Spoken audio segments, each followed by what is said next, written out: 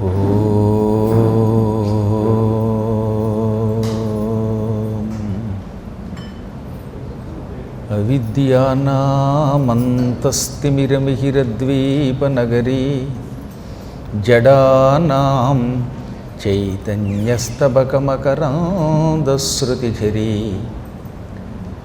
దరిద్రాణాం చింతామణిగుణనికా జన్మజలధౌ నిమగ్నానాం దంష్ట్రామురరిపువరాహస్య భవతి శుక్లాంబరధరం విష్ణుం శశివర్ణం చతుర్భుజం ప్రసన్నవదనం ధ్యాయేత్ సర్వవిఘ్నోపశాంతయే. వందే గురుపదద్వంద్వమవాంగ్మానసగోచరం రక్తశుక్లప్రభామిశ్రమతర్క్యం త్రైపురం మహః. నారాయణం నమస్కృత్య నరం చైవ నరోత్తమం దేవీం సరస్వతీం వ్యాసం తతో జయముదీరయేత్. సచ్చిదానందరూపాయ విశ్వోత్పత్యాదిహేతవే తాపత్రయ వినాశాయ శ్రీకృష్ణాయ వయం నుమః. నమః శివాభ్యాం నవయౌవనాభ్యాం పరస్పరాశ్లిష్టవపుర్ధరాభ్యాం నగేంద్రకన్యా వృషకేతనాభ్యాం నమో నమః శంకర పార్వతీభ్యాం. ఓం నమః శివాయై చ నమః శివాయ. ఓం నమః శివాయై చ నమః శివాయ. ఓం నమః శివాయై చ నమః శివాయ. అవంతిపురాన్ని ఉజ్జయినీపురాన్ని చేరిన దూషణాసురుడు వాడి సైనికులు ముందు ఆ నగరం చుట్టూతో ఉన్నటువంటి కోటగోడంతా ధ్వంసం చేసి పారవేశారు. మహాప్రాకారం విధ్వంసం చేసి విసిరి పారవేసి లోపలికి ప్రవేశించారు. ఇక అక్కడి నుంచి ఈ పాపాత్ములు చేసిన కృత్యాలు 1, 2 కాదట. కొందరి ఇళ్ళు పడగొట్టారు, కొందరికి చుట్టూతో ఉన్నటువంటి తోటలు విధ్వంసం చేసి పెట్టారు. స్నానం చేయడం కోసం ప్రత్యేకంగా కొందరి ఇళ్లల్లో ఏర్పాటు చేసుకున్న చెరువులు ఉన్నాయి. ఇవాళ మనకి స్విమ్మింగ్ పూల్స్ ఎలాంటివో ఆ రోజుల్లో స్నానాగారాలు అలా ఉండేవి. వాటిని కొంత ధ్వంసం చేశారు. మరి కొంతమంది క్రీడా పర్వతాలను నిర్మించుకున్నారు ఇళ్లలో, అవి ధ్వంసం చేశారు. ఈ విధంగా రాక్షసులు ఊరంతా పడి జనాల్ని చెతక్కొట్టి పారవేస్తూ ఉంటే, చంపి పారవేస్తూ ఉంటే, స్త్రీలను ఎత్తుకుపోతూ ఉంటే మొత్తం అవంతి నగరం అంతా హాహాకారాలతోటి ధ్వనించిపోయింది. బాబోయ్ రక్షించండి రక్షించండి అనడం మొదలుపెట్టారు జనం. కొందరిని తిన్నారు, కొందరిని చంపారు, కొందరిని చెరసాల పాలు చేశారు. మరి కొంతమంది మేమంతా మీ పార్టీ అనండి, మీరు భయపెడితే మీ పార్టీలో జాయిన్ అవ్వకుండా ఎలా ఉంటామండి అని సహజంగా ఎక్కడ అధికారం ఉంటే అధికారం పార్టీలో చేరిపోతుంటారు కదా. అందుకని రాక్షసుల పార్టీలో చేరిపోయాను. జై దూషణాసురుడికి అన్నారు. జై కొట్టిన వాళ్ళందరినీ జెండా ఇచ్చి ఇదిగో నా దాంట్లో జాయిన్ అయిపోండి అన్నాడు. ఈ రాక్షసుడికి ఒక లక్షణం ఉందండి. అసలు రాక్షసుల లక్షణం ఏంటంటే వాళ్ళ యొక్క పార్టీ బలం పెంచుకోవటమే. అందుకని జై కొట్టిన వాళ్ళందరినీ మాత్రం బ్రతకనిచ్చాడు, మిగతా వాళ్ళందరినీ ఎలా వీలుంటే అలా చేశాడు.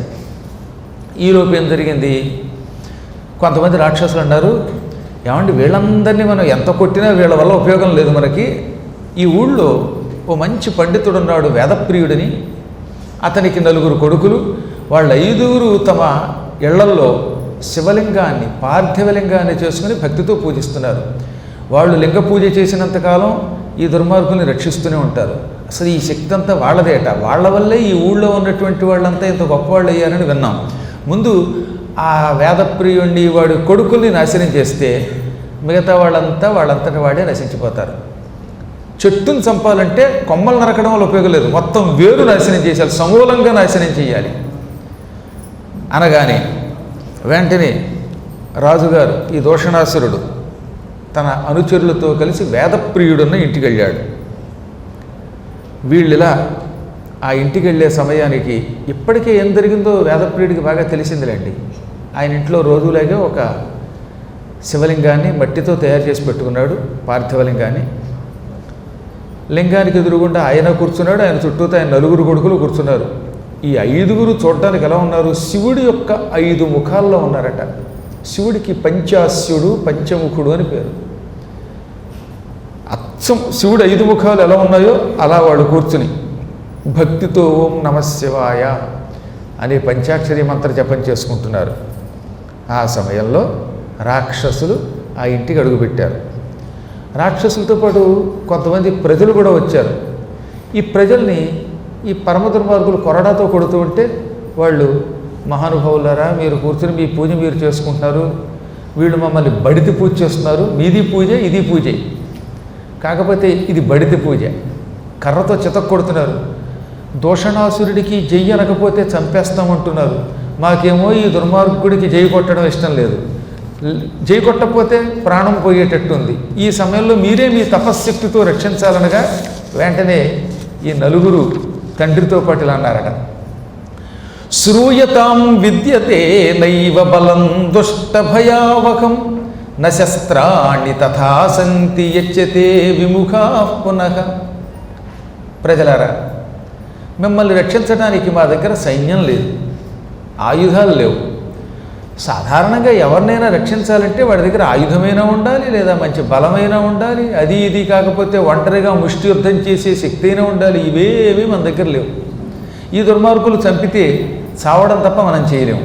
అయినా మాకు ఒక్క నమ్మకం ఉన్నది, మేము పూజిస్తున్న ఈశ్వరుణ్ణి నిరంతరం భక్తితో శ్రద్ధతో పట్టుకున్నాం, ఈశ్వరానుగ్రహం కలిగితే ఏదైనా జరుగుతుంది. మీరు కూడా ఈ రాక్షసులు కొట్టినా తిట్టినా విడిచిపెట్టకుండా నమశివాయ అనండి, వాళ్ళు ఏం చేస్తే చేయనివ్వండి. ఒక్కసారి మనం గట్టిగా నిలబడితే మనల్ని ఎవరూ ఏమీ చేయలేరు. పిరికి వాళ్ళమై క్షణక్షణం చచ్చే కంటే, నీచుల మాట విని వాళ్ళ మార్గంలోకి వెళ్ళి నడుచుకునే కంటే, మనం నమ్ముకున్న సిద్ధాంతం కోసం ప్రాణం విడిచిపెట్టినా మంచిది. శాస్త్రం ఏంటి? శ్రేయాన్ స్వధర్మో విగుణ పరధర్మాత్స్యనుష్ఠితాత్ స్వధర్మే నిధనం శ్రేయ పరధర్మో భయావహ. తన ధర్మంలో ప్రాణం పోయినా పర్వాలేదట. స్వధర్మే అంటే తన ధర్మమునందు, తన మతమునందు నిధనం శ్రేయ. నిధనం అంటే చచ్చుటెడ్డోయి. తన మతంలో ఉండేవాడికి ప్రాణం పోయినా పర్వాలేదు, నేను ఇందులోనే ఉంటాను అనుకోవాలి. పరధర్మం ఎప్పుడూ ప్రమాదకరమే. తన ధర్మం, తన కుటుంబం ఎంత గొప్పదండి. సిద్ధాంతం విడిచిపెట్టేసి ఉపయోగం ఉంది. ఇప్పుడు కలియుగం అయిపోవటం వల్ల డబ్బు పిచ్చి బాగా పట్టేసింది ప్రతివాడికి. ఈ డబ్బు పిచ్చలోంచి బయటపడినంత వరకు వీడికి ఏం ఉండదన్నమాట. ఏం పట్టుకుపోతాడో చచ్చేటప్పుడు తెలియదు అనమాట. ఉన్న 4 రోజులు కూడా అది వచ్చేస్తే బాగుండు, ఇది వచ్చేస్తే బాగుండు అనుకుంటాడు. ధర్మ కార్యములకు మాత్రమే ధనం కావాలి. ధనం కష్టపడి సంపాదించాలి, కానీ కష్టపడి సంపాదించిన ఈ ధనమే లోకమంటూ పిచ్చేళ్ళ బతకూడదు. ఈ డబ్బు వల్ల ఎంత పిచ్చెక్కిపోయి కొంతమంది ఎలా తయారయ్యారో తెలుసా? అక్క తమ్ముడిని నమ్మదు, తమ్ముడు అక్కని నమ్మడు, కొడుకు తండ్రిని నమ్మడు, తండ్రి కొడుకుని నమ్మడు.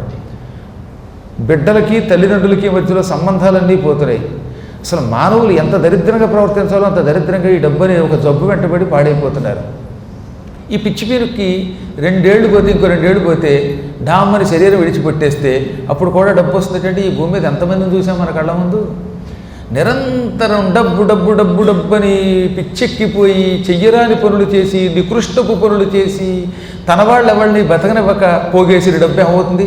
నేను మీకు రహస్యం చెబుతాను, అది ఇలాంటివి తెలుసుకోవాలి. చాలా కాలం క్రితం ఓ పల్లెటూళ్ళలో, ఊళ్ళు పేరు చెప్పం, కొన్ని టాప్ సీక్రెట్స్, నేను సుందరకాండ అని చెప్పాను. నేటికి 34 సంవత్సరాల క్రితం మాట. చదువుకుంటున్న కుర్రగాడిని నేను, హాయిగా చదువుకుంటూనే సుందరకాండ అని చెప్పాను. 9 రోజులు చెప్పాను. ఆ ఊళ్ళో ఓ ముసలావిడ ఉండేది. ఆ ముసలావిడికి ఎంత పిసిని కొట్టుతున్నట్టు ఇల్లు ఉండేది. ఇల్లు బతికొండగా కొడుకులకి రాసివ్వలేదు, కూతుళ్ళకి ఇవ్వలేదు. ఆవిడకి 4 కూతుళ్ళు, 4 కొడుకులు. వాళ్ళకు ₹1 ఖర్చు పెడితే ఒట్టండి. పిల్లలేమో ఈ తల్లికి ఎంతో డబ్బు పెట్టి పెట్టి పెట్టి ఈ తల్లి దగ్గర నుంచి ₹1 రాక చివరికి ఎలా చచ్చిపోయారు? మొత్తం చచ్చిపోయారు. ఈ డబ్బు పెంచుతో ఆవిడకి ఎవరూ లేకుండా అయిపోయింది. ఆవిడకి 70 ఏళ్ళు వచ్చాయి. పెద్ద ఇల్లు ఉండేదన్నమాట ఆ పల్లెటూళ్ళలో.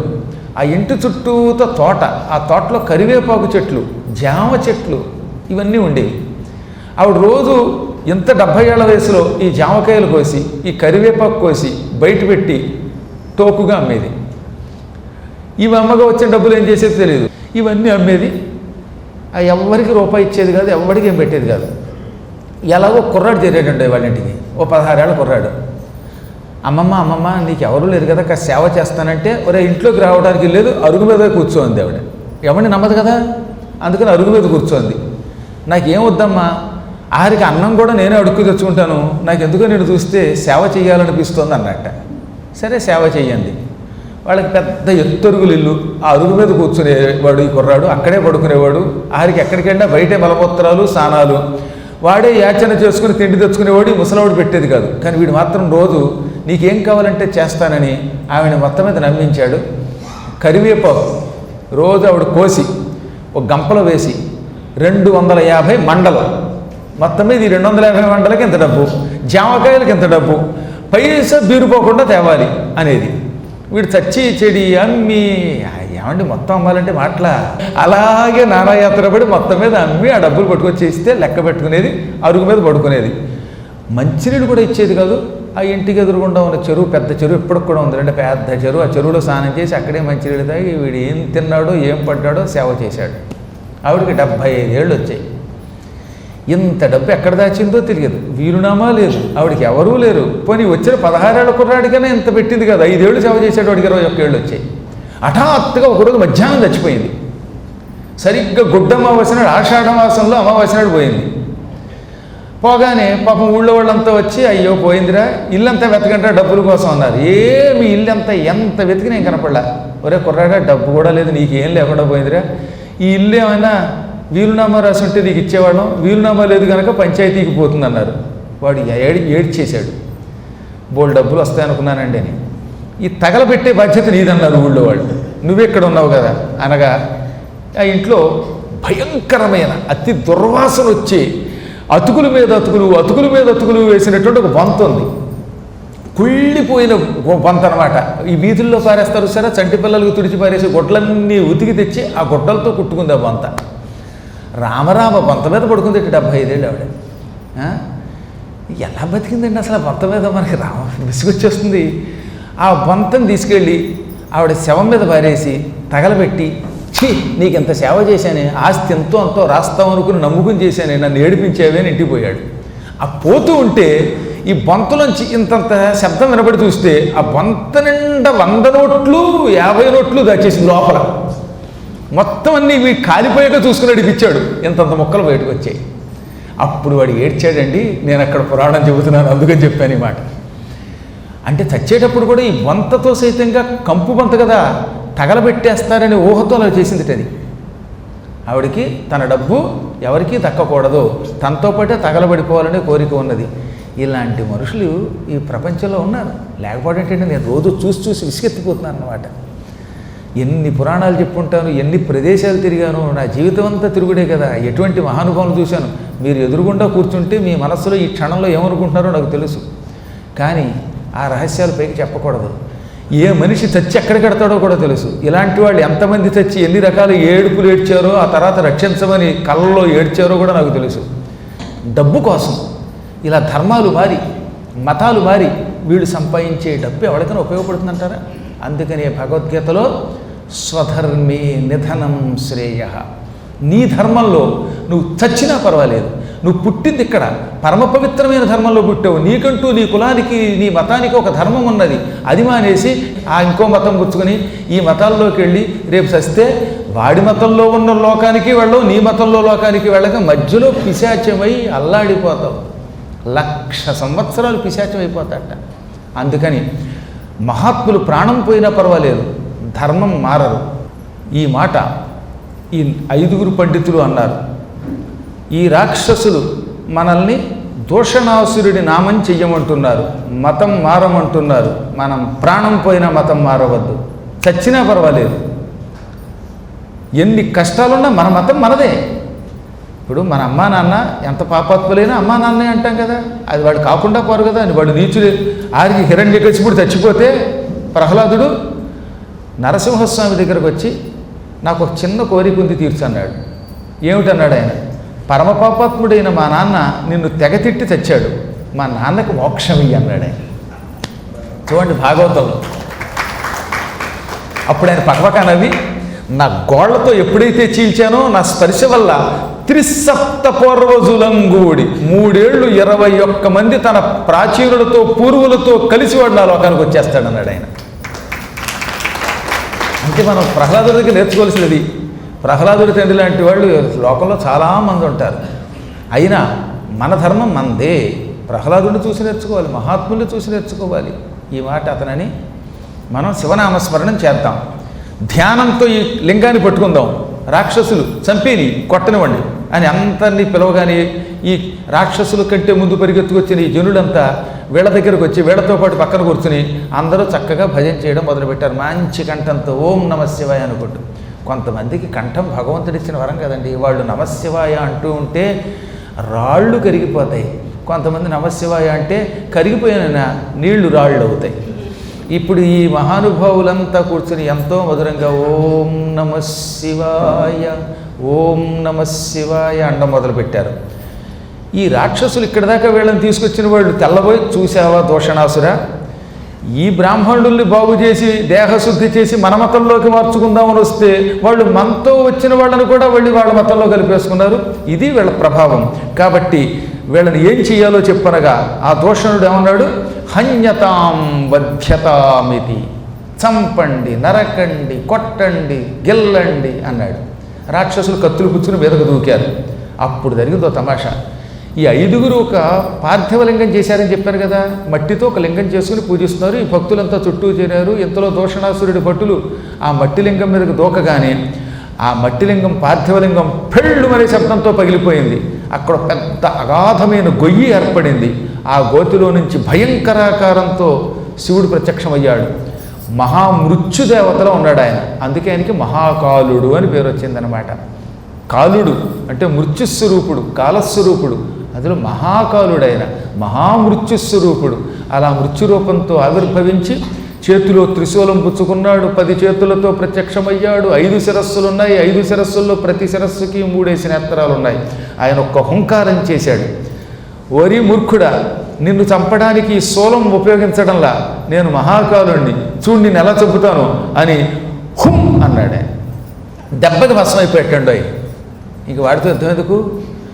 ఎంత చక్కని శ్లోకం రాశారు. ఇత్యుక్త్వా హుంకృతేనైవ భస్మసాత్కృతవామస్తదా. కేవలం హుంకారంతో భస్మం చేశాడు. మళ్ళీ ఆ స్వామివారు వస్తే బాగుండి అనిపిస్తుంది. అలా మొత్తం భస్మం చేసేశాడు. శివపరమాత్మ కొంతమందిని చంపగా, దోషణాసురుడు చావగా, దూరంగా ఉన్న సైనికులు కొందరు ఉంటారు. వాళ్ళు ఎప్పుడు కొంచెం దూరంగానే ఉంటారండి. మీరు ఎప్పుడూ చూడండి, ప్రతి సైన్యంలోనూ కొద్దిమంది దూరం నుంచి ఉత్తుత్తిని ఇలా కత్తి ఊపుతారు, సమయం వస్తే పారిపోతారు. మహావీరులు. అలాంటి వాళ్ళు వీళ్ళు కాలి బూడిదైపోతుంటే చెంగున కాలికి బుద్ధి చెప్పి ఒకటే పరుగు పారిపోయారట. పలాయితం, పారిపోయారు. సూర్యుడు ఉదయించగానే చీకట్లు పటాపంచలవుతాయి. పరమేశ్వరుడు రాగానే దోషణాసురుడి సైన్యం అంతా భస్మం అయిపోయింది. దేవతలు పూలవర్షం కురిపించారు. దేవదుందుభులు మ్రోగాయి. మహానుభావులు నారదాదులు భక్తితో నమశివాయ అంటూ పంచాక్షరి జపము చేశారు. అప్పుడు ఆ మహాకాళేశ్వరుడి దగ్గరికి ఈ విప్రోత్తములు జనులు వచ్చారు. ఎవరికి తోచిన రీతిలో వాడు చాలా భక్తితో స్తోత్రాలు చేశారు. మహాకాల మహాదేవ దుష్టదండకర ప్రభో ముక్తిం ప్రయచ్చ నశంభో సంసారాంబుధిత శివ అత్రైవ లోకరక్షార్థం స్థాతవ్యం హి త్వయా శివ. ప్రభు, మహాకాల, మహాదేవ, దుష్టులను శిక్షించావు, మాలాంటి వాళ్ళని రక్షించావు. ఈ భూలోకం మీద మాకు విరక్తి కలిగింది. ఈ సంసారం అనే సముద్రంలో ఇక ఉండలేకపోతున్నాం. ఎన్ని కష్టాలు ఈ సంసారంలో. పుట్టడం ఒక దుఃఖం, పెరగడం ఒక దుఃఖం, చదువుకోవడానికి పాఠశాలలకు వెళ్ళడం మరొక దుఃఖం, విద్య పూర్తయ్యాక ఉద్యోగాదుల కోసం, సంపద కోసం వెంపర్లాడడం మరొక దుఃఖం. ఇది అయ్యాక పెళ్ళిళ్ళు ఒక దుఃఖం, పెళ్ళిళ్ళు అయ్యాక మళ్ళీ ఈ కొత్త కుటుంబంతో ఒక దుఃఖం. చివరికి వార్ధక్యంలో రోగాల పాలై కదలలేకపోవటం మిక్కిలి దుఃఖం. ఆఖరణ శరీరం విడిచిపెట్టడం భయంకర దుఃఖం. శరీరం విడిచిపెట్టి మళ్ళీ మాతృగర్భంలో ప్రవేశించడం పునర్దుఃఖం. ఈ దుఃఖాలతో కూడిన సంసార సముద్రంలో మేము ఈదలేకపోతున్నాం. మమ్మల్ని తక్షణం ఉద్ధరించి నీ లోకానికి పట్టుకుపోసివా. ఇంకొక కోరిక, మా కోసం రక్షించడం కోసం ఇక్కడ మా పార్థివలింగ ప్రాంతంలో గొయ్యి చేసుకుని ఆవిర్భవించావు. ఆ గోతిలోంచి మహాకాళేశ్వరుడనే పేరుతో పెద్ద లింగంగా ఆవిర్భవించి కలియుగాంతం వరకు ఇక్కడే కొలువై ఉండు. నిన్నెవరైనా చూడ్డానికి వచ్చిన వాళ్ళని అనుగ్రహించు, వాళ్ళకి అపమృత్యు భయం తొలగించు, వారికి ఉన్న కష్టాలు తొలగించు అనగా ఈశ్వరుడు ఈ బిలం నుంచి నేను ఒక లింగంగా ఆవిర్భవిస్తున్నాను. ఈ లింగం చాలా పెద్ద లింగం, అడుగునున్న ప్రాంతం మాత్రం తెలియదు. ఎక్కడో పాతాళం నుంచి ఆవిర్భవించి పైకి కనబడతాను. పైన 6 అడుగుల లింగం మాత్రమే కనపడుతుంది. ఈ లింగం మహాకాళేశ్వర లింగం అనే పేరుతో ప్రసిద్ధికెక్కుతుంది. ఇందులో నా జ్యోతి నింపుతాను, అందువల్ల ఇది జ్యోతిర్లింగం అవుతుంది. కలియుగాంతం వరకు ఈ ఉజ్జయిని పట్టణంలో, అవంతి పట్టణంలో ఈ మహాకాళేశ్వర లింగం ఉంటుంది. ఇక్కడికి దగ్గరలోనే అమ్మవారు కూడా మహాకాళి అనే పేరుతో శక్తిపీఠ రూపంలో వెలచి ప్రజలను అనుగ్రహిస్తుంది, అందరినీ అనుగ్రహిస్తుంది, విద్యలను ప్రసాదిస్తుంది, అపమృత్యువులు తొలగిస్తుంది. మేమిద్దరం ఈ పట్టణంలో యుగాంతం వరకు ఉంటాం. ఇంకొకటి, నాకు ప్రతిరోజు అర్ధరాత్రి వేళ ప్రత్యేకమైన భస్మం లభించాలి. ఇక్కడ దానికోసం ఒక ఏర్పాటు చేస్తున్నాను. తెల్లవారుజామున ఆ భస్మంతో నాకు అభిషేకం చేయాలి. నాకు అభిషేకమునకు ఉపయోగపడినటువంటి ప్రాణికి ఇక పునర్జన్మ ఉండదు, వాడు ప్రమథగణాల్లో చేరిపోతాడు అని వరం ఇచ్చాడు ఆయన. ఆ తదనంతరం ఆయనే లింగ రూపంలో అక్కడ వెలిసాడు. అది కూడా స్వయంభూలింగమే. జ్యోతిర్లింగాలన్నీ తమయంత తాము వెలసినవే, ఎవరూ ప్రతిష్ఠించినవి కావు. పేరుకి అక్కడో పార్థివలింగం ఉందండి, అయితేనే పార్థివలింగం పగలగొట్టుకుని పెట్టిల్లుమని దాన్ని బద్దలగొట్టుకుని అందులోంచి వచ్చాడు ఆయన. కాబట్టి అది పగిలిపోయాక అక్కడ ఏమీ లేదు. ఆ పగిలిపోయిన స్థలంలో గొయ్యి ఏర్పడిన చోట ఈయన ఒక కొత్త లింగ రూపంలో వచ్చాడు. అందుకే వాటిని స్వయంభూ లింగము అంటారు.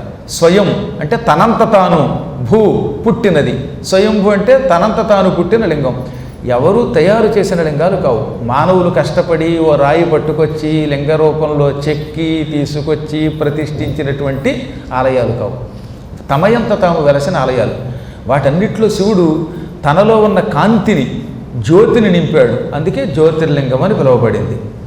ఇది దర్శించిన వారికి స్వప్నే కించిత్ దుఃఖమపి ద్విజాః, కలలో కూడా దుఃఖం రాదు. నిజంగా భక్తితో దర్శించిన వాళ్ళు ఎవరు కూడా కలలో కూడా దుఃఖం పొందరు. నమ్మకం ఉండాలి. నమ్మకం లేకపోతే ఉపయోగం ఉంది. 2 రకాలు. అంతా దేవుడే చూసుకుంటాడని నమ్మకం ఉంటే గొడవ లేదు. అటువంటిప్పుడు నీవు అసలు ఇంకొకటి దగ్గరికి వెళ్ళి డబ్బులు ఎందుకు అడుగుతావు? ఏమండి అంతా దేవుడే చూసుకుంటాడని పైకి అండం. ఏమండి నాకు 50,000 ఇస్తారా, లేకపోతే నాకు అది ఇస్తారా, ఇది ఇస్తారా అని పక్క వాళ్ళు అడుగుతున్నావు అంటే నీకు అంతగా నమ్మకం లేదని అర్థం. అలా కాకుండా భగవంతుడి మీద ఆధారపడి నేను అడుగుతున్నాను అనడం వేరు, ఈ మెట్ట వేదాంతం చెప్పడం వేరు, ఆచరణలో పెట్టడం వేరు. ప్రహ్లాదుడంతటి స్థాయి భక్తిలో ఉంటే అప్పుడు ఆయన ఇంకేమీ చేయక్కర్లా, ఇతనికి కావలసినవన్నీ ఆ పరమేశ్వరుడే చూసుకుంటాడు. అందువల్ల భక్తి అనేది సంపూర్ణంగా మనస్సులోంచి రావాలి. దానికి బదులుగా కర్మయోగాచరణం ఒకటి చేయమన్నాడు. అంటే కర్మ చేసి ఫలితం మాత్రం భగవంతుడికి విడిచిపెడితే అప్పుడు కూడా భగవంతుడు అనుగ్రహిస్తాడు.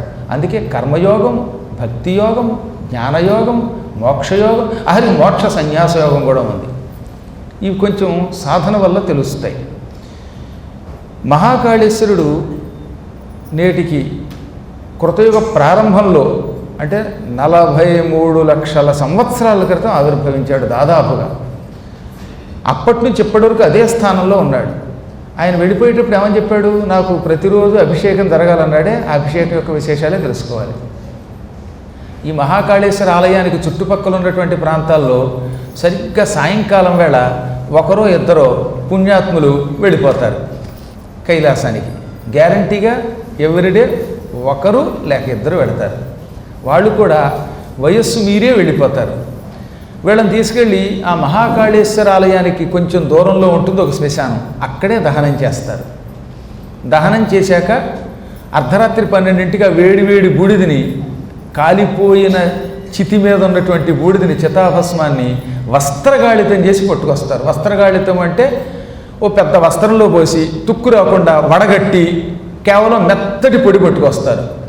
ఈ మెత్తటి వేడిగా ఉన్నటువంటి పొడి పట్టుకొచ్చి తెల్లవారుజామున 3 గంటల నుంచి 5 గంటల మధ్యలో శివుడి మీద అలా చల్లుతూ అభిషేకం చేస్తూ ఉంటే ఆ దృశ్యం చూడటానికి అపూర్వంగా ఉంటుంది. చూసి తీరాలి. శాస్త్ర ప్రకారముగా ఏం చెయ్యాలో అవి చెయ్యాలి. ఆ రోజుల్లో హాయిగా ఆ అభిషేకం చూసాం. అద్భుతమైనటువంటి ఆ అభిషేకం, ఆ భస్మం అలా పడుతూ ఉంటే మొత్తం మొత్తం దేవాలయ మందిరమంతా భస్మం నిండిపోతూ అది అలా శివుడి మీద పడిపోతూ ఉంటే ఆ దృశ్యం 2 కళ్ళతో కాదు 1000 కళ్ళతో చూసినా తనివి తీరదు. తర్వాత మెత్తని భస్మంలో నీళ్లు కలిపి పైన అలా మెత్తుతారు. గోరింట కాళ్ళకి ఎలా పెట్టుకుంటామో అలాగా పూర్తిగా శివలింగం మీద ఈ భస్మం తడితో కలిపి అందంగా మెత్తుతారు, ఏదో గంధం రాసినట్లుగా. అలా 1 గంట 2 గంటలు ఉంచుతారు. ఆ సమయంలో మనం దర్శనం చేసుకోవచ్చు. ఈ తడి కొంచెం ఆరిపోయాక పొడి అయ్యాక అప్పుడు అందరూ ముట్టుకుంటారు. తర్వాత మళ్ళీ ఆ భస్మం తీసి అందరికీ నుదుట పెడతారు, కొంతమందికి చేతిలో పెడతారు. అక్కడ భస్మం చేతిలో పెడితే తీసుకోవాలి. ఆ భస్మం రాసుకుంటే మన పాపాలు భస్మం అయిపోతాయి. అది శివుడు చెప్పిన మాట. అప్పుడు అనుకున్నాను మేము అక్కడ ఉజ్జయినిలో 2-3 సార్లు సప్తాహం చేసాం. అందులో ఒకసారి ప్రత్యేకంగా 12 జ్యోతిర్లింగాల మహిమ చెప్పుకున్నాం. రోజు కరెక్ట్గా 2-3 మధ్యలోనే ఒకడెవడో వెళ్ళిపోయేవాడు, ఒక్కోసారి 2 వెళ్ళిపోయేవారు. అలాంటి వాడిని చూసినప్పుడల్లా, నాయనా నువ్వు ఏ జన్మలో పుణ్యం చేసుకున్నావు, ఇక్కడ శరీరం విడిచిపెట్టావు, ఇక్కడ దగ్ధం అవుతున్నావు, నీ చితాభస్మం మహాకాళేశ్వరుడికి అభిషేకానికి విభూతిగా పనికొస్తోంది, ఆ భాగ్యం నాకు లేకపోయింది అని ఎంతో బాధపడేవాడిని. కాబట్టి మనం కోరుకున్నంత మాత్రం చేత భగవంతుడు మనకి ఇస్తాడని కాదు, కానీ ఎప్పుడో ఒకప్పుడు ఈ శుభాలను కోరుకుందాం. అసలు ఆ పుణ్యాత్మల యొక్క గతి అంతా ఇంత కాదు. ఎప్పుడైనా నా మాట మీద నమ్మకంతో 3 రోజులు ఉజ్జయినిలో ఉండండి. ఆ శ్మశానంలో శవం తగలబడుతున్నప్పుడు మనం చూడొచ్చు, కావాలంటే కొంచెం దూరం నుంచి. ఒక్కసారి ఎర్రని మంటలు బాగా ప్రజ్వరిల్లినప్పుడు చూస్తే ఎర్రగా మారిపోయిన ఒక జ్యోతి అందులోంచి పైకి లేచి అందరూ చూస్తుండగా ఆకాశంలోకి వెళ్ళిపోతుంది. కొంచెం భక్తితో చూసిన వాడు కనపడుతుంది. అంటే చచ్చిపోయి కాలిపోయిన వాడి ఆత్మ ఒక అగ్నివలే మారి కైలాసానికి వెళ్ళిపోయి శివుడు 3వ కన్నులో కలిసిపోతుందట. వాడు శివుడికి త్రినేత్రుడైపోతాడు. ఇంకా అంతకంటే కావాల్సిందేముంది. ఇలా ఈశ్వరుడికి మహాకాళేశ్వరుడికి భస్మాభిషేకం అక్కడ జరుగుతుంది. ఈ తర్వాత జరిగే ఒక అద్భుతమైన కథ, ఇది ఇంకా అసలు శ్రద్ధగా వినవలసిన కథ. ఈ మహాకాళేశ్వర లింగం అక్కడ ఆవిర్భవింపబడిన కొంతకాలం తర్వాత ఉజ్జయిని నగరాన్ని చంద్రసేనుడని ఒక రాజు పరిపాలించాడు. ఈ చంద్రసేనుడు చంద్రశేఖర భక్తుడు. నిరంతరం చంద్రశేఖరుణ్ణి మార్కండేయుడు రచించిన స్తోత్రంతో పూజించేవాట. మార్కండేయుడు రాసిన గొప్ప స్తోత్రం ఉంది కదా, చంద్రశేఖర చంద్రశేఖర చంద్రశేఖర పాహి మాం, చంద్రశేఖర చంద్రశేఖర చంద్రశేఖర రక్ష మాం, చంద్రశేఖరమాశ్రయే మమ కింకరిష్యతి వయ్యమః. ఎంత ధైర్యం, ఎంత నమ్మకం! నేను చంద్రశేఖరుణ్ణి ఆశ్రయిస్తున్నాను. మమ నన్ను యమః యముడు కింకరిష్యతి వై, ఏం చేయగలడు? వాడంతా వాడు బతుకంతా ఈ యముడు నన్నేం చేస్తాడు? యముడిని ఎడమకాలితో తన్ని దూరంగా పారవేసిన మృత్యుంజయుడిని పట్టుకున్నాను అన్నాడు ఆయన. కాబట్టి ఆయన్ని పట్టుకోవాలా. ఈ చంద్రసేనుడు అలా చంద్రశేఖరాష్టకాన్ని భక్తి శ్రద్ధలతో నిరంతరం చదువుతూ ఉజ్జయిని మహాకాళేశ్వరుణ్ణి ఎడతెరపి లేకుండా పూజించేవాడు. ఉజ్జయిని మహాకాళేశ్వరుడికి భస్మాభిషేకం చేసేవాడు, మణులతో పూజించేవాడు. అతడి భక్తికి మెచ్చుకుని ఒక రోజున కైలాసవాసులంతా భూలోకానికి వచ్చారు. కైలాసంలో నారదుడు, మణిభద్రుడు, నందీశ్వరుడు, భృంగి మొదలైన వాళ్ళందరూ శివుడి దగ్గర ఉండగా వచ్చి, మహానుభావులారా, ప్రమథగణాలారా, మీరందరూ పూర్వజన్మ సుకృతం వల్ల శివుడి దగ్గర పరివారంగా ఉన్నారు. కానీ భూలోకంలో శివుడి దగ్గర ఉండకుండానే మీకంటే ఎక్కువ భక్తితో శివుణ్ణి పూజించే ఒక పుణ్యాత్ముడిని చూచాను. అతని పేరు చంద్రసేనుడు. ఆ చంద్రసేనుడి వంటి ఏకాంత భక్తి ఈ ప్రపంచంలో మరి ఎవరి దగ్గర లేదంటే అతిశయోక్తి కాదు. అతడికి శివుడంటే ప్రాణం. అటువంటి వాడిని మీరు కూడా చూడాలి. ప్రమథగణములు కూడా చూచి తరింపదగినంత గొప్ప పుణ్యాత్ముడు అన్నట్టు నారదుడు. దాంతో వాళ్ళు ఆశ్చర్యపోయారు. శివుడు మణిభద్రుడు అని పేరు కలిగిన తన ఒక అధ్యక్షుడిని, ఒక ప్రమథగణాధ్యక్షుడిని పిలిచి, ఎవడు ఆ చంద్రసేనుడు అనే ఒక రాజు ఎవరో భూలోకంలో ఉన్నట్ట వెళ్ళి చూసిరా అన్నాడు. శివుడికి తెలియదు, అన్నీ తెలుసుంటే పంపాడు. అప్పుడు ఈ మణిభద్రుడు భూలోకానికి వచ్చాడు. ఉజ్జయిని మహాకాళేశ్వర ఆలయంలో ఆ పూట సోమవారం, కార్తీక మాసం. కార్తీక మాసంలో శివుణ్ణి భక్తితో పూజిస్తున్న చంద్రసేనుడిని మణిభద్రుడు చూశాడు, పులకించిపోయాడు. ఈ రాజుగారు ఎంత భక్తుడు! మహారాజులు చాలామంది ఉన్నారు. అందులో చిన్న వయస్సులో 20 ఏళ్ళు 21 ఏళ్ల వయస్సులో ఇతడు రాజు అయ్యాడు. ఈ యవ్వన వయస్సులో సాధారణంగా పురుషులకి మహాకామం ఎక్కువగా ఉంటుంది, కోరికలు ఎక్కువగా ఉంటాయి. ఇతడి దగ్గర రాజ్యం ఉంది, సౌందర్యం ఉంది, సంపద ఉంది, బలం ఉంది, సైన్యం ఉంది, ఇన్నుండి కూడా వైరాగ్యంతో కూడిన భక్తి ఉంది. ఇవన్నీ ఒక చోట ఉండవు కదా. ఒక్కొక్కటి ఒక్కో చోట ఉంటే ప్రపంచాన్ని ఏలచ్చు. అన్నీ ఒక చోట ఉండడం చాలా కష్టం. డబ్బుంటే వినయం ఉండదు, వినయం ఉంటే కీర్తి ఉండదు, కీర్తి ఉంటే అందం ఉండదు, అందం ఉంటే పదవి ఉండదు. ఇలా ఒకటి ఉంటే ఒకటి ఉండదు. ఇతని దగ్గర అన్నీ ఉన్నాయి. ఇవన్నీ ఉన్నవాడికి భక్తి ఉండదు. కానీ ఇతనికి భక్తి కూడా ఉంది అని మెచ్చుకొని వెంటనే మణిభద్రుడు ఎదురుగుండా ప్రత్యక్షమయ్యాడు. ఏకంగా 10-12 తాడి చెట్ల పొడుగున ఉన్నటువంటి ప్రమథగణాధ్యక్షుణ్ణి చూచి, మణిభద్రుడిని చూచి ఆశ్చర్యపోయి చంద్రసేనుడు నేను ఎంత దృష్టవంతుణ్ణి, శంకర కింకరుడు నాలాంటి సామాన్యుడికి దర్శనమిచ్చాడా అని వినయంగా నమస్కరించి పాదాలు పట్టుకొని పువ్వులు పెట్టి పూజించాడు. పువ్వులు పెట్టేటప్పుడు కూడా శ్రద్ధగా పెట్టేట. పూజ శ్రద్ధతో చేయాలి. తామసిక పూజ, రాజసిక పూజ, సాత్విక పూజ అని 3 రకాలు. తామసిక పూజ అంటే ఏమిటనమాట? ఓ పువ్వు తీసి అలా విసిరేస్తాడు దేవుడి దగ్గర. రాజసిక పూజ ఏమిటి? అందరూ చూస్తున్నారా లేదా, నేను బాగా పూజ చేసినట్టు అందరూ మెచ్చుకోవాల్సమా, అందరికేసి చూసి వీడియో తీయండి అని మరీ వేస్తాడు. అంటే వీడికి పూజ చేయడం ఇష్టమే, కానీ ఈ పూజ వల్ల పేరు కూడా రావాలి. చూస్తుంటాం అప్పుడప్పుడు ఇంతంత లింగాన్ని పూజించాడు, అది చేశాడని ప్రచారం కోసం చేయించుకుంటారు. వాడంతటి వాడు ప్రచారం చేయడం కాదు, వీడే చేయించుకుంటాడు ప్రచారం. కానీ సాత్విక పూజ అత్యంత శ్రద్ధతో భక్తితో ఎవరు చూసినా చూడకపోయినా ఎలా పుష్పాలు పెట్టాలో అలా పెడతాడనమాట. అందుకే పువ్వులు కింద కూర్చుని వినయంగా పాదాల మీద పెట్టి విసరకుండా కింద పడకుండా చూసుకుంటాడు. ఎదురుగుండా పుష్పాలు స్వీకరిస్తున్నవాడు కృష్ణుడు అనుకోవాలి, విగ్రహం అనుకోకూడదు. శివలింగం మీద పెట్టేటప్పుడు శివుడు అనుకోవాలి, అదేదో లింగం రాయి అనుకోకూడదు. ఇదంతా శ్రద్ధ అని పిలువబడుతుంది. సాత్విక శ్రద్ధతో అర్చన చేసేవాడు తొందరగా విముక్తి పొందుతాడు. రాజసిక శ్రద్ధ కలిగిన వాడు ఈ భూలోకంలోనే మళ్ళీ తిరుగుతాడు. తామసిక భక్తితో పూజ చేసేవాడు ఉంటాడే అని అలా విసిరేసి చూస్తుంటాం. అప్పుడప్పుడు మనం పూర్ణ కలశాలు గుర్తుని తీసుకొచ్చేస్తారు పదవిలో ఉన్నప్పుడు. దాంతో వాడు రావడంతో అని చెయ్యడతాడు, బాగున్నారా అంటాడు.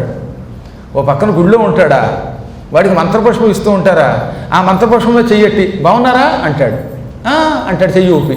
అది పూజ ఏంటి? తామసికం. అటువంటి వాడు తెచ్చాక అధోలోకాల పాలైపోతాడు. క్రిమి కీటకాలుగా పడతారు. అందులో పర్టిక్యులర్గా మలంలో ఉన్న పురుగులు వీళ్ళు అవుతారు, చైనా వాళ్ళ చేత భక్షింపబడతారు. వాళ్ళ వల్ల కరోనా వస్తుందన్నమాట. అటువంటి దౌర్భాగ్యులు పడతారు. అసలు ఆ పూజ కాదు నిజానికి. అయినా ఏం చేస్తాం, అది కూడా పూజ అన్నారు, తామసిక పూజ అన్నారు. భగవద్గీతలో కూడా చెప్పారు. ఈ రాజు వినయముతో శ్రద్ధతో పుష్పములు పట్టుకొచ్చి మణిభద్రుడి పాదముల మీద పెట్టి నిజమైన భక్తితో పూజించాడు, నమస్కరించాడు. అప్పుడు ఆ మణిభద్రుడు, నాయన అరుదుగా ఉంటారు నీలాంటి వాళ్ళు, నా దగ్గర కొన్ని మణులు ఉన్నాయి, ఆ మణులలో ఒక మణి ఉన్నది, ఆ మణి నీకు ఇస్తున్నాను. ఈ మణి దగ్గర పెట్టుకుని నువ్వు ఏం కోరితే అది ఇచ్చేస్తుంది. ఇది అడిగితే చాలు, సంపదలు ఏవైనా ఇస్తుంది. ఒక్క శత్రువులను చంపమని మాత్రం కోరకో, శత్రువులను చంపదేది. కానీ లౌకికమైన ఏ వస్తువుని ఇస్తుంది, బంగారం ఇస్తుంది, ధనం ఇస్తుంది, కీర్తినిస్తుంది. ఎక్సెప్ట్ శారీరక బలం, శత్రు వినాశనం, మిగతా అన్ని కోరికలు తీరుస్తుంది. అందుకే ఈ మణికి చింతామణి అని పేరు. ఇదిగో ఈ చింతామణి నీకు ఇస్తున్నాను అన్నాడు. ఆయన సంతోషంతో ఆ మణి తీసుకున్నాడు. ఆ మణిని సవైమణి కౌస్తుభవద్యోతమానోర్క సన్నిభ. ఆ మణి కౌస్తుభమణిలా మెరిసిపోయేది. సూర్యభగవానుడు సత్రాజిత్ అనేవాడికి శమంతకమణి ఇచ్చాడు అని విన్నారుగా, ఆ మణి శమంతకం. అచ్చం శమంతకంలాగే ఇది కూడా ఉండేది. ఇది సకల శుభాలు ఇచ్చేది. ఈ మణి తగిలితే తాగట కంచు, రాగి, ఇనుము ఇటువంటివన్నీ బంగారం అయిపోయేవి క్షణాల్లో. సర్వద్రవ్యములు అది తాకిస్తే చాలు బంగారం అయిపోయేవి. ఇలా ప్రాణం లేని వస్తువులను బంగారంగా మార్చగలిగే శక్తి ఉన్న మణి.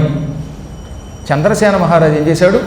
సతు చింతామణిం కంఠే, సతు చింతామణిం కంఠే బిభ్రద్రాజా శివాశ్రయగా. ఈ చింతామణి మణిభద్రుడిచ్చి వెళ్ళగానే ఒక బంగారపు గొలుసులో పతకం కింద ధరించాడు. గొలుసులో వేసుకున్నాడు ఈ రాయి. ఆ గొలుసు మెడలో వేసుకున్నాడు. ఆ రోజు నుంచి ఆ మహారాజు గారు సూర్యుడిలా మెరిసిపోవటం మొదలుపెట్టాట. ఆకాశంలో సూర్యభగవానుడు మిట్ట మధ్యాహ్నం పూట ఎలా మెరిసిపోతూ ఉంటాడో చింతామణి అని పేరు కలిగిన ఈ మణిని హారంలో మెడలో ధరించినటువంటి చంద్రసేనుడు అలాగే మెరిసిపోయేవాడు. క్రమక్రమంగా ఆయనకి సంపదలు పెరిగాయి. దీనివల్ల ఏమైంది? రాళ్ళు బంగారం అయిపోవటం వల్ల, ఇనుము తగరం ఇటువంటివి కూడా తగిలితే చాలు బంగారం అయిపోవడం వల్ల రాజుగారికి బంగారం కావాల్సి వచ్చినప్పుడల్లా అది పట్టుకెళ్ళి అలా తగిలించేవాడు. కేవలం లోహాలకే, చెక్క మాత్రం బంగారం అవదట. రాళ్ళో లేక ఇనుము ఇలాంటి లోహములు ధాతువులు మాత్రమే బంగారం అయ్యేవి. అలా బోలెడంత బంగారం తయారయ్యింది. దాంతో రాజుగారు పడుకునే మంచం, తినడానికి పనికొచ్చే కంచం, ఇతరులకు ఇచ్చే లంచం, సమస్తం కూడా ఆఖరికి బియ్యం కొలిచే కొంచెంతో సైతంగా అన్నీ బంగారం అయిపోయాయి. ఆ మధ్యకాలంలో ఒక ఆవిడ నాకు బంగారంలో కంచంలో భోజనం పెట్టిందండి. నేను ఎప్పుడో పురాణంలో చెప్పాంట.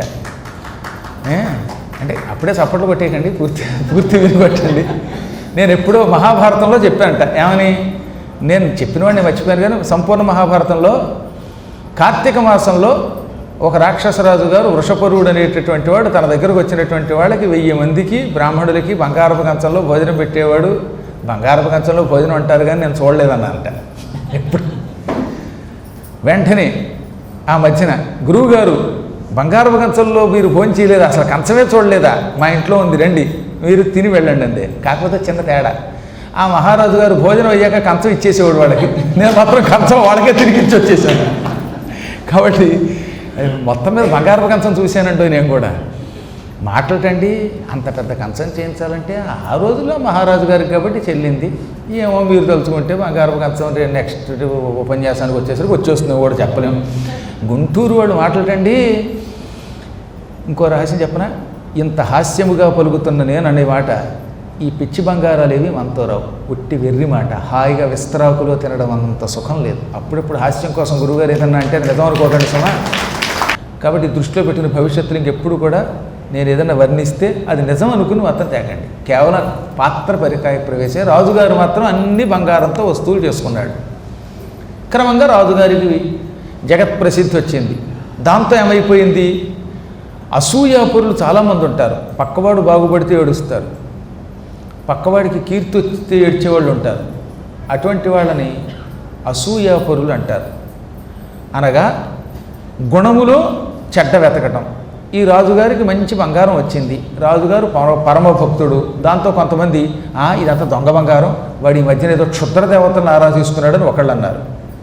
మరికొంతమంది ఈ పాపిష్టాడు ఎవడనో చంపి రహస్యంగా బంగారం తీస్తున్నాడని కొందరు అన్నారు. పాపం ఆయనేమో మణిభద్రుడి యొక్క అనుగ్రహంతో సువర్ణం సంపాదిస్తే ఇలాంటి అభాండాలు వేసేవాడు కొందరు తయారయ్యారు. అసత్యాలు ఆడతారు సరే, వాళ్ళకు వచ్చే పాపం అంతా ఇంత కాదు. మనం ఒకటి చెబితే వీళ్ళు ఇంకో 2 డేస్ చెబుతారండో. అలాంటి వాళ్ళు ఉంటారు. ఒక్కొక్కళ్ళు మీరేదో మాట వరుసకి ఎవర్రా 6:30 కల్లా వచ్చి ఉపన్యాసం వినండి అన్నారనుకోండి, వీళ్ళు ఇంటికి వెళ్ళి ఇదిగో 6:30కి రాకపోతే రేపటి నుంచి కత్తితో నాలుగు కోసేస్తానన్నాడు పద్మాకర్ అని చెప్తారు. నేను నాలుగుతో వస్తానన్నాను. అసలు నా దగ్గర కత్తి ఎక్కడ ఏడిసింది, నాలుగు నేను ఎక్కడికి వస్తాను, ఆ ఉన్న నాలుగే నాకు చూస్తూ ఉంటే. కాబట్టి ఇలా లేనిపోయి అలా పుకార్లు పుట్టించడం కొందరు లక్షణం అనమాట. అదిగో పులింటే ఇదిగో తోకంటారు. ఇటువంటి వాళ్ళని పాపాత్ములు, వీళ్ళని అసూయాపరులు అంటారు. గుణేషు దోషారోప అసూయ. ఈ వ్యక్తులకి అంత తేలిగ్గా ముక్తి రాదు. మొత్తం మీద అందరికీ చిట్ట చివరికి తెలిసింది ఏంటంటే, ఎల్లాగో రాజుగారి మెడలో ఒక మణి వచ్చిందిట. ఈ మణి వల్ల ఆయనకి బంగారం పెరిగిందిట. ఈ మణిని బహుశా ఆయన క్షుద్రోపాసంతో తెచ్చుకున్నాడో రుద్రోపాసంతో తెచ్చుకున్నాడో ఎలాగో తెలియదు. కానీ ఇదంతా మణి ప్రభావం అని గ్రహించారు. ఈ మణి ఆయన దగ్గర నుంచి మనం లాక్కుంటే మనకు కూడా సంపదలు వస్తాయనుకున్నారు. మొత్తం ప్రపంచంలో ఎంతమంది మహారాజులు ఉన్నారో అందరికీ దుర్బుద్ధి పుట్టేసింది. చంద్రసేనుడేమో ఉజ్జయిని మహారాజు, ఇది కాకుండా మాళవ దేశం రాజులు, ఈ తెలుగుదేశం మనకి ఆంధ్రప్రదేశ్లో కూడా అప్పట్లో కూడా ఆంధ్రులు కూడా ఆ రోజుల్లో బాగా ప్రసిద్ధికి ఎక్కిన వాళ్ళేనండి. ఇక్కడ వాళ్ళు, తమిళం వాళ్ళు, కేరళ వాళ్ళు, కర్ణాటకం వాళ్ళు. కేరళ వాళ్ళని మలయాళం అని కూడా పిలిచేవారు, కేరళ అని పిలిచేవారు. తమిళం అనే శబ్దం. కర్ణాటక కిరాత హోణాంధ్ర పుళింద కంకాహ అంటున్నాడు మూలంలో. కర్ణాట, కిరాట, ఆంధ్ర, పౌండ్రక, తర్వాత కేరళ, తమిళ, ఇవన్నీ తమిళ దేశంలో ద్రావిడం మళ్ళీ ఒక ప్రత్యేకతట. ఇక్కడ మొదలుకొని సమస్త దేశాల రాజులు కూడా మాకు ఆ మణి చెయ్యని రాజుగారి దగ్గర కౌరు పెట్టారు. మహారాజా చంద్రసేన, ఎలాగో నువ్వు ఒక మణిని సంపాదించావని విన్నాం. ఆ మణి బంగారాన్ని బాగా నీకు ఇస్తుందని కూడా విన్నాం. ఆ మణి మాకు కావాలి. తక్షణం మాకు ఇచ్చావా? సరే సరే. లేదా మహాసైన్యంతో నీ నగరం మీదకి దండయాత్రకు వచ్చి నిన్ను నీ రాజ్యాన్ని ధ్వంసం చేసి మణెత్తుకుపోతాం అన్నారు. చంద్రసేనుడు ఇవ్వడం కుదరదు పొమ్మన్నాడు. ఎందుకంటే మణిభద్రుడి మణిస్తూ ఎట్టి పరిస్థితులలో ఈ మణి ఇతరులకు ఇవ్వడానికి వెళ్ళలేదు. నువ్వు బ్రతికున్నంత వరకు నీ దగ్గర ఉంటుంది, నీ తర్వాత నా దగ్గరకు వచ్చేస్తుంది. ఈలోపు ఎవరికన్నా ఇచ్చావా నీవు నరకం పాలైపోతావు అని చెప్పాడు ఆయన. ఎందుకంటే కొన్ని మణులు ఎవరి దగ్గరికి పెడితే వాళ్ళ దగ్గరికి వెళ్ళకూడదు. అందులో మణిభద్రుడి మాట వినకపోతే అది దోషం కూడా. అందుకని అయ్యలారా, నేను రుద్రభక్తుడిని, రుద్రుడి యొక్క అనుచరుడు మణిభద్రుడు. ఆ మణిభద్రుడు ఈ భద్రమణి నాకు ఇచ్చాడు. ఈ చింతామణి ఎవరికి ఇవ్వద్దన్నాడు. ఒకవేళ ఇస్తే ఆయన క్రుద్ధుడు అవుతాడు, నాకు ఇబ్బంది వస్తుంది, కాబట్టి ఇవ్వలేను అనగా ఇదంతా ఉట్టి అబద్ధం. మణి ఇచ్చావా బతికొంటావు, లేదా మేము పనిలాగా నీ మీద పగపడతాం అన్నారు వాళ్ళు. అయినా పట్టించుకోలేదు ఆయన. శివుడు ఉన్నాడు, నాకేమిటి లెక్క, మణిభద్రుడు అంతటి వాడు మణిచ్చాడు. ఇప్పుడు రేపు పొద్దున వీళ్ళంతా వచ్చి దాడి చేస్తే నా నగరం మీద పడితే అప్పుడు ఆ మణిభద్రుడే చూసుకుంటాడు, పరమేశ్వరుడే చూసుకుంటాడు అనుకున్నాడు ఆయన. చివరికి మహారాజులంతా సర్వరాజానశ్చతురంగ బలాన్వితాః, మొత్తం భూమండలంలో ఉన్న రాజులందరూ ఒకసారి సమావేశం అయిపోయారు. మనందరం విడివిడిగా పెడితే చంద్రసేనుడిని జయించలేం, అందరం కలిసి వెడదాం, వెళ్ళి ఆ మణిని లాక్కుందాం, వాడిని చంపి ఆ తర్వాత మణి ఒక్కొక్కళ్ళు ఒక్కొక్క నెల్లాళ్ళ చొప్పున అట్టే పెట్టుకుందాం, అందరం డబ్బు సంపాదించుకోవచ్చు. ఈ దుర్మార్గుడు మాత్రం కండకావరంతో మనం ఎంత అడిగినా మణి ఇవ్వటం లేదు కనుక ముందు వాడిని సర్వనాశనం చేసేద్దాం, అసలు ఉజ్జయిని అనే సామ్రాజ్యం లేకుండా చేసేద్దాం అనుకుని బయలుదేరారు. ఇంతమంది రాజులు, దాదాపు 316 చిన్నా చితగా రాజులు వచ్చేశారట. అందరూ వచ్చేవాళ్ళు ఒంటరిగా రాలా, చతురంగ బలాలతో వచ్చారు. చతుహు అంటే 4, అంగము అంటే భాగము, చతుహు అంగము అంటే 4 భాగములతో ఉన్న సైన్యం. అది సంధి కలిస్తే చతుహు అంగ చతురంగ అవుతుందన్నమాట. అవి ఏమేమిటి? గజ సైన్యం, కొంతమంది ఏనుగుల మీద ఎక్కి యుద్ధం చేస్తారు, కొంతమంది గుర్రాల మీద ఎక్కి యుద్ధం చేస్తారు, మరికొంతమంది రథాలు ఎక్కి యుద్ధం చేస్తారు, మరికొంతమంది కాలినడకనే వచ్చి యుద్ధం చేస్తారు. ఈ విధంగా 4 రకాల సైనికులు అన్నమాట. అందుకే రథ, గజ, తురగ, పదాతి దళములు అనేవారు పూర్వం. రథాల మీద ఎక్కి యుద్ధం చేసేవాళ్ళంతా రథ సైన్యం, గజ ఏనుగుల మీద ఎక్కి యుద్ధం చేసేవాళ్ళంతా గజ సైన్యం, తురగ గుర్రముల మీద ఎక్కి యుద్ధం చేసేవాళ్ళంతా తురగ సైన్యం, పదాతి పదములతో అంటే కాలినడకతో వీళ్ళు యుద్ధం చేసేవాళ్ళు. వెరసి ఈ 4 రకాలైనటువంటి సైనికుల్ని వెంట పెట్టుకుని కొందరు అక్షౌహిణి, కొందరు 2 అక్షౌహిణీలు, కొందరు 3 అక్షౌహిణీలు, కొందరు అరక్షౌహిణి, ఇలా తమ తమ సైనికుల్ని వెంట పెట్టుకుని ఉజ్జయిని సామ్రాజ్యం చుట్టూ విడిది చేసి చుట్టుముట్టేశారు. ఆ మహాసైన్యం ఒక సముద్రంలో ఉందిట. పొరపాటున కోట తలుపులు తీశారా, వాడు లోపలికి వచ్చారా, ఇంకా లోపల ఉన్నటువంటి వాడు ఎవడో బతికే అవకాశం లేదు. దోమలు దాడి చేస్తేనే తట్టుకోలేకపోతాం కదా మనం. అలాంటి వాళ్ళు వచ్చి చుట్టుముట్టుగానే చంద్రసేనుడి యొక్క చారులు, మహారాజా ఒక్కసారి అంతఃపురం పైకెక్కి చూడండి అన్నారు. ఆయన పైకెక్కి చూశాడు. అది సైన్యమా? మతిపోయింది ఆయనకి. క్షణకాలం అంత మహారాజు కూడా కంపోద్రిక్తుడైపోయాడు, వణికిపోయాడు. ఈ మహాసైన్యంతో యుద్ధం చేయటం అసంభవం. ఇప్పుడేం చెయ్యాలి? ఇంకా మిగిలింది ఒకటి, అన్యథా శరణం నాస్తి త్వమేవ శరణం మమ అంటూ శివుణ్ణి శరణుదొచ్చడం ఒకటే మిగిలింది అనుకున్నాడు ఆయన. తమేవ శరణం రాజా మహాకాళేశ్వరం యయౌ. ఆ క్షణమే కాళేశ్వరలింగం దగ్గరికి వెళ్ళాడు ఆయన. అత్యంత భక్తి శ్రద్ధలతో శివుడి దగ్గర కూర్చుని ఈశ్వరుణ్ణి నామస్మరణ చేసి షోడశోపచారాలు చేసి అర్చన చేయటం మొదలుపెట్టాడు. అప్పుడు ఇంకో తమాషా జరిగింది. ఆ ఊళ్ళో ఒక గోపిక ఉన్నది. దురదృష్టవశాత్తు ఆవిడికి పెళ్ళైన కొద్ది రోజులకే భర్త పోయాడు. చచ్చిపోయే సమయానికి ఆవిడకి ఒక కొడుకు ఉన్నాడు, ఒక్క కొడుకు.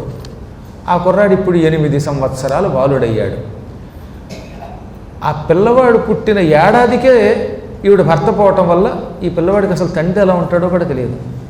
ఆవిడ రోజు 1-2 గోవులుంటే ఆ గోవుల్ని పోషిస్తూ వాటి పాలు పితుకుతూ ఆ పాలు కొన్ని తాను దాగి కొన్ని అమ్ముకుంటూ బతికేది.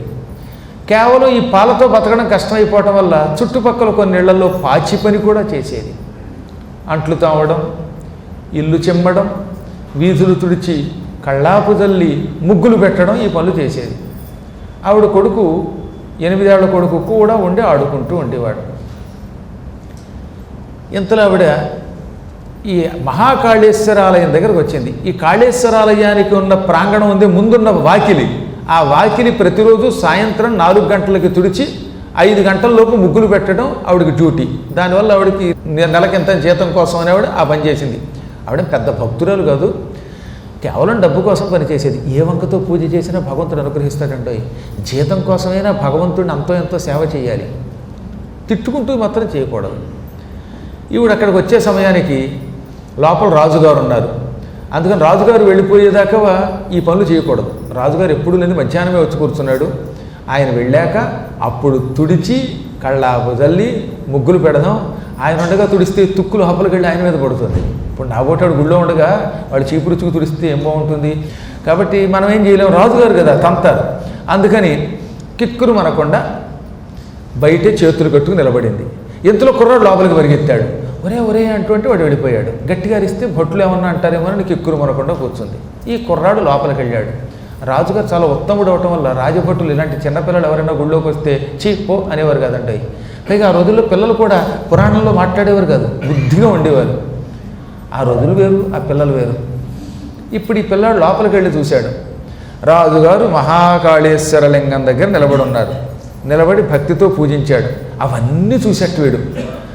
గంధం సమర్పయామి అని గంధం పూయడం, ధూపమాఘ్రాపయామి అండం చూశాడు, దీపం దర్శయామి అండం చూశాడు, నైవేద్యం సమర్పయామి అని అరటిపళ్ళు, కొబ్బరికాయ ఇవన్నీ పెట్టడం చూశాడు, విభూతి వేయడం చూశాడు, వస్త్రం ఇవ్వడం చూశాడు, అక్షతలు వేయడం చూశాడు. ఇవన్నీ చూసి వాడికి మతిపోయింది. ఆ తర్వాత రాజుగారు రాజాది రాజాయ ప్రసహ్య సాహిని అని మంత్రపుష్పం చదువుతూ మంత్రపుష్పం సమర్పయామి అంటే అది కూడా విన్నాడు. బుడ్డాడైన ఈ కుర్రాడికి జ్ఞాపక శక్తి ఒకటి అన్నీ గుర్తుండిపోయేటండోయ్. ఓహో, ధ్యాయామి, ధ్యానం సమర్పయామి, ఆవాహయామి, నవరత్నఖచిత సింహాసనం సమర్పయామి, పాద్యం సమర్పయామి, అర్ఘ్యం సమర్పయామి, ఆచమనీయం సమర్పయామి అని అన్నీ కంఠస్థం చేశాడు. చిన్నపిల్లలకి ధారణా శక్తి ఎక్కువ ఉంటుంది, కొందరికి, అందరికీ కాదు. కుతూహలంతో మొత్తం చూశాడు. రాజుగారు ఆఖను మంచి పాట కూడా పాడి నృత్యం కూడా చేసి అక్కడి నుంచి వెళ్ళిపోయాడు. ఈ పిల్లవాడు రాజుగారు వెళ్ళగానే వాళ్ళ అమ్మ దగ్గరకు వచ్చాడు. వాళ్ళ అమ్మేమో రాజుగారు వెళ్ళాక ఆలయ ప్రాంగణం అంతా శుభ్రం చేసింది, కళ్ళాపు జల్లింది, ముగ్గులు పెట్టింది, ఇంటికి వెళ్ళిపోయింది. ఇంకా రాత్రంతా వీడికి నిద్ర పడితే ఒట్టు. ఓహో, రాజుగారు ఎంత బాగా పూజ చేశారు, మనం కూడా మన ఇంట్లో అలా శివలింగాన్ని పెట్టుకుని పూజ చేస్తే బాగుండనిపించింది వాడికి. ఉదయం కాగానే వాళ్ళ అమ్మ ఎక్కడికో పోయింది. ఇంట్లో వీడు ఒక్కడే ఉన్నాడు. అదో చిన్న గుడిసె. వాళ్ళకి 2 గుడిసెలు ఉన్నాయట. ఒక గుడిసెమో పడుకోవడానికి వాటికి మనకు వచ్చే బుల్లి గుడిసె, చుట్టు గుడిసె అంటారే గుండ్రంగా ఉండే గుడిసె, ఇంకోటేమో వంట చేసుకునే గుడిసె. 2 పక్క పక్కనే ఉన్నాయి. వీడేమో నివసించే గుడిసెలో ఉన్నాడు. తల్లి పోగానే నేను శివ పూజ అలా చేయాలి అనుకున్నట్టు వాడు. వాళ్ళ ఇంటికి ఎదురుగుండా అవన్నీ కొండలు బండలే కదా, ఒక రాయి కనపడింది. గుండ్రంగా ఉంది ఆ రాయి, అచ్చం శివలింగంలో ఉంది. ఓహో అనుకున్నాడు వాడు. వెంటనే రాయి పట్టుకొచ్చాడు. శివలింగం స్థాపయామి అని ఆ శివలింగాన్ని ఇంట్లో పెట్టాడు. ఇప్పుడు పూజించాలిగా. రాజుగారి దగ్గర అయితే నీళ్లు ఉన్నాయి, పళ్ళు ఉన్నాయి, గంధం ఉంది. వీడి దగ్గర ఏం లేవు. అందుకని గంధం సమర్పయామి అని ఉట్టిని చెయ్యి పెట్టివట్ట. ఉట్టుట్టి గంధం, మానసిక పూజ. పిల్లలు చే పూజలు అలాగే ఉంటాయి. మా చిన్నప్పుడు కూడా మేము నాటకం ఆడొచ్చిన తర్వాత నేను శివుడు వేషం వేసేవాడిని. నా పై ఉన్న అన్నయ్య ఏమో రావణాసుడు వేషం వేసేవాడు. ఈ శివుడు శూలంతో పడవాలి. నా దగ్గర శూలం ఎక్కడ ఏడిసింది? నిజంగా శూలంతో పొడిస్తే అన్నయ్య గారు ఏమైపోతారు. అందుకని చేత్తో శూలం అందులో పొడిచేవాడిని. ఆయన అని కింద పడిపోయేవాడు. 5 నిమిషాలేక లేచేవాడు. మా ఆఖరాడు ఉండేవాడు. వాడు ఎంతసేపును నేనే కృష్ణుడు అనేవాడు. ఇప్పుడు కూడా కృష్ణుడిలాగే ఉంటాడు, కాకపోతే జుట్టు లేని కృష్ణుడిలో ఉన్నాడు. అప్పుడు కాస్త జుట్టు ఉన్న కృష్ణుడు. కాబట్టి చెప్పొచ్చేది ఏంటంటే పిల్లలకి ఒక అనుకరణ ఉంటుంది, ఏమీ లేకపోయినా ఉన్నట్టు భావిస్తారన్నమాట. ఈ పిల్లవాడు ధూపం ఆగ్రాపయామి, దీపం దర్శయామి అని ఉట్టుట్టినే చూపించేవాట నేను. ఆఖరికి అక్షతలు అలాగే చూపించాడు. ఇక చిట్ట చివరి నైవేద్యం లేదు. అందుకని నైవేద్యంగా వాడి పక్కన ఆకు ఉంటే ఆకు పెట్టేశాడు. కొన్ని ఆకులు పువ్వులు మాత్రం దొడ్లో ఉన్నాయి. పూర్వకాలంలో అందరికీ పెద్ద పెద్ద పెరళ్ళు ఉండేవి, ఖాళీ స్థలాలు ఎక్కువ కదండి. అందులో పువ్వుల చెట్లు ఉన్నాయట. ఏదో తులసి ఉన్నది. ఈ తులసి పత్రం, కొన్ని ఆకులు, కొన్ని పువ్వులు ఇవి పట్టుకొచ్చి మాత్రం వేశాడు. పత్రి పూజ మాత్రం సక్రమంగా చేశాడు. మిగతాదంతా ఉట్టుట్టి బ్యాంక్, అది ఇంకేం లేదు, వేశాడు. అప్పటికి మధ్యాహ్నం అయ్యింది. ఈ మధ్యాహ్నం దాకా పూజ చేసి శివలింగంలాగా ఉన్న రాయిని గట్టిగా కౌగులించుకొని శివ శివ శంభో భవభయహర శంభో అని పాడుకోవడం మొదలెట్టాడు. వీళ్ళమ్మ ఇతరుల ఇళ్లల్లో పాచి పనులు ఇవన్నీ ముగించుకొని ఇంటికి వచ్చింది. ఆవిడతో కూడా వచ్చేటప్పుడు కొన్ని కూరగాయలు, పచ్చళ్ళు, ఇతరులు ఇచ్చినవన్నీ తెచ్చింది. కొంత అన్నం తెచ్చింది. ఈ అన్నం సరిపోదని ఇంట్లో కాస్త ఎసరేసింత అన్నం వండింది. ఈ అన్నం కొత్తగా వండిన అన్నం, పాత అన్నం, కూరగాయలు ఇవన్నీ కూడా వంటింట్లోనే 2 పళ్ళాల్లో పెట్టుకొని ఒరే కొడుకా భోజనానికి రా అంది.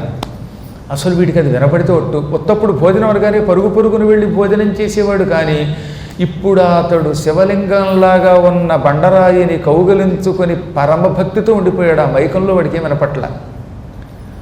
ప్రణయాత్ గోపికా సాతం భోజనాయ సమాహ్వయత్ యదాహూతోపి బహుశః శివపూజాసక్తమానసః బాలశ్చ భోజనం నైచ్ఛత్తదా తత్ర యయౌ ప్రసూహు. ఎన్నోసార్లు భోజనానికి రా, భోజనానికి రా అంటోంది తల్లి. వీడు శివపూజలో ఉండిపోయాడు. శివలింగాన్ని కౌగిలించుకుంటూ తన్మయత్వంతో ఉండిపోయాడు. దాంతో ఆవిడ మాటలు చెవిలోకి రాలేదు. దాంతో ఇతడు కదలలేదు, మెదలలేదు. ఏమిట్రా ఎన్నిసార్లు భోజనానికి రా అన్న వీడు రాడు అని ఆ తల్లి గుడిసెలోకి వచ్చింది. ఓ లింగం లాంటి రాయి పెట్టుకుని కౌగిలించుకుని కన్నీళ్లు కారుస్తున్న కొడుకుని చూడగానే ఆవిడకి మతిపోయింది. వీడికి అన్న పిచ్చెట్టిందా? నిన్న రాజుగారు చేసిన పూజ చూశాడు. అప్పటి నుంచి ఏదో వీడికి దెయ్యం పట్టినట్టుంది. ఈ రాళ్ళు ఏమిటి, రప్పలేమిటి? రాజుగారు ఎక్కడ, మనం ఎక్కడ? మా రాజుగారు అంటే అది ఏదో పెద్ద లింగాన్ని పెట్టుకుని పూజ చేస్తున్నారు. ఉట్టుట్టి రాయి పట్టుకొచ్చి ఇక్కడ పెట్టి ఉట్టుట్టి పూజ చేస్తున్నాడు అనుకుని గట్టిగా కొడుకు పట్టుకుని లాగి ఒరే ఏమిట్రా ఈ దరిద్రప్ప అనేది. దాంతో వాడు కళ్ళు విప్పి చూసి బేరమని ఏడ్చి నా లింగ పూజ భంగం అయిపోయింది అన్నట్ట. లింగమా భంగమా, దౌర్భాగ్యుడా, దొంగ అని వాడిని పక్కకి లాగి చితక్కొట్టేసింది. ఎందుకో తెలియదు కానీ కొంతమంది పనివాళ్ళు చూస్తూ ఉంటాను, పిల్లలు బాధేస్తారండి అన్యాయంగాను. పిల్లల్ని కొట్టుకోవడం ఏంటంటే కర్మ. కాకపోతే నీకు ఎంత కోపం వస్తే మాత్రం పిల్లల్ని కొట్టుకునేది. పిల్లల్ని ఎంత జాగ్రత్తగా, ఎంత సహనంగా చూడాలి. వాడిని సహనంగా చూడడం అదొక పెద్ద మంచి పనేది. ఈ విషయంలో నా అంత అదృష్టవంతుడు ఈ ప్రపంచంలో మరొకడు లేడు. మా నాన్నగారు లాంటి ఒక మహానుభావులు, ఒక సాధు పురుషుడు, ఒక పుణ్యాత్ముడు మమ్మల్ని ఎంత బాగా పెంచారో ఆయన జీవితంలో ఒక్కనారు కూడా నన్ను తిట్టలేదు, కొట్టలేదు. అటువంటి తల్లిదండ్రులు భారతదేశంలో మళ్ళీ పుట్టి పిల్లల్ని మంచి స్థాయికి తీసుకెళ్లాలని కోరుకున్నాను. ఆయన బాగా కోపం వస్తే ఏమిటో తెలుసా? నీ నోట్లో బంగారం పొయ్యా అన్నారంటే కోపం వచ్చిందని అర్థం అన్నమాట. అది కూడా కాస్త పళ్ళు అలా బిగించి. సరే ఎంత సహనం అండి, వాళ్ళని చూసి నేర్చుకోవాలండి. అన్నిటికీ కోపమే కొందరికి అనమాట. అంటే కోపం, అంటే కోపం, ముఖంలో ఎర్రగా చేసేసుకొని గుండెపోటు చచ్చిపోతారు చివరికి. దానివల్ల పిల్లల్ని సహనంతో పెంచటం, మాట్లాడేటప్పుడు సహనంతో ఉండడం, ఏదన్నా అంటే పెడార్థాలు తీయకుండా ఉండడం, ఇవన్నీ ఉత్తముల యొక్క లక్షణాలు. ఉత్తములకి, మధ్యములకి, అధములకి తేడా ఏమిటి? ఉత్తములు సూటిగా స్పష్టంగా మాట్లాడతారు, దేంట్లోనూ తప్పులు పట్టుకోరు. మధ్యములు ఉన్నారు, అన్నిటికీ పెడార్థాలు లాగుతారు. అధములు ఇక వాళ్ళ బతుకంత నీచమైనటువంటి వాగుడే వాగుతారు, బండబూతులతో మాట్లాడతారు. మనం ఉత్తమ మధ్యమాధమ నియోగ్యత బుద్ధి నెరింగి వారిన ఉత్తమ మధ్యమాధమ నియోగత ఎంచితివే మునీంద్రోత్తమ అంటాడు మహాభారతంలో. ఎవడు ఉత్తముడో, ఎవడు మధ్యముడో, ఎవడు అధముడో తెలుసుకొని వాళ్ళతో ఎలా ప్రవర్తించాలో అలా ప్రవర్తించాలి. ఉద్యోగాల్లో అలాంటి వాళ్ళని నియమించాలి. అందులో ముఖ్యంగా టీచింగ్ సైడ్లోకి వెళ్ళేటప్పుడు ఉత్తముడిని నియమించాలి. ఇష్టం వచ్చినట్టు అడ్డవాడిని, ఏదో 10 మార్కులు వచ్చిన వాడిని కూడా ఏదో వంకతో అందులోకి దోసేస్తే వాడి బతుకు ఎటువంటిది వాడికి ఏం తెలియదు కదా. తెలియనప్పుడు ఏం చేస్తాడు? వాడు పిచ్చి పనులు చేస్తాడు, పిల్లల్ని పాడు చేస్తాడు. ఇవాళ అదే జరుగుతోంది. పూర్వకాలంలో ఒక టీచర్ అవ్వాలంటే ఎన్ని పరీక్షలు పెట్టేవారండి. సహనంతో ఉండేవారు, చదువుకునేవారు, మహాత్ములు వాళ్ళు. ఒకవేళ తిట్టినా కొట్టినా పిల్లల్ని మళ్ళీ లాలించేవారు. ఇప్పుడు ఎక్కడ చూసినా 8 ఏళ్ల బాలికపై అత్యాచారం, ఆ గురువుగారిని అరెస్ట్ చేశారు. లేకపోతే వాడు ఎవడో కొట్టాడు, చచ్చిపోయింది. పాపం మొన్న మధ్యన ఒక హై స్కూల్లో పాము వచ్చి పిల్లని కాటేస్తే బాబోయ్ మంట అంటే మంటంటవా దొంగ పేరు కానీ కొట్టాడు, చచ్చిపోయింది పిల్ల. పాము కట్టుతో చచ్చిపోయింది. ఇప్పుడు హెచ్ఎంనేమో తీసుకెళ్ళి జైల్లో పెట్టారు. ఏమిటండి ఇలాంటి వాళ్ళు తయారవుతున్నారు? పూర్వం పిల్లలు ఏదైనా చెప్తే ఏం జరిగిందని ముందు పరిశీలించేవారు. పిల్లవాడు ఉదాహరణకి ఓసారి నన్ను తేలు కుట్టింది, అది ఏమిటో నేను చూడలేదు, హై స్కూల్లో ఉన్నాను, 7 ఏళ్ళు. అప్పుడు ఒక ఆవిడ సుశీల గారిని ఒక ఆవిడ ఉండేవారు, తోటకూర సుశీల గారిని ఉండి నుంచి వచ్చేవారు పాపం ఆవిడ బాధపడుతున్నాడు, ఏమిట్రా అని చూడండి అని వెతికింది. ఇంత చిన్న గాయం కనపడింది. ఒరేదేదో తేలుకాటేమో అని ఆవిడ అనుమానించి ముందు మందు వేయించింది. తీరా చూస్తే అక్కడ తేలే ఉంది. తేలు కనబడకపోయినా తేలేమో అని భావించారు ఆవిడ. అందుకే నేను బతికాను, మీకు పురాణం చెబుతున్నాను. కాబట్టి చెప్పొచ్చేది ఏంటంటే, టీచర్లలో పూర్వకాలంలో నేను చూసేవాడిని, చాలామందిని చూసేవాడిని అనమాట. చాలా ప్రేమ పిల్లలంటే.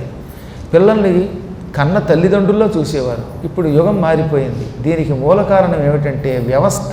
ఈ వ్యవస్థ నుంచి బయటపడాలి. ఇవన్నీ నేను చెప్పాక కలిర్ ధర్మ వినాశక.